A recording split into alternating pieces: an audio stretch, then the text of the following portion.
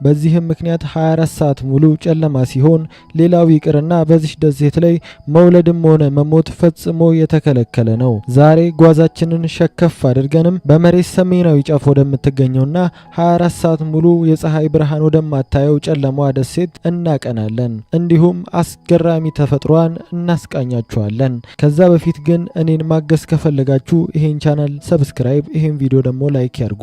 ይህች የምድር ሰሜናዊ ጫፍ ላይ በሚገኘው በረዷማው አርክቲክ ላይ የምትገኘውን የዓለማችን እጅግ አስገራሚ ደሴት ስቫልቫርድ ትባላለች።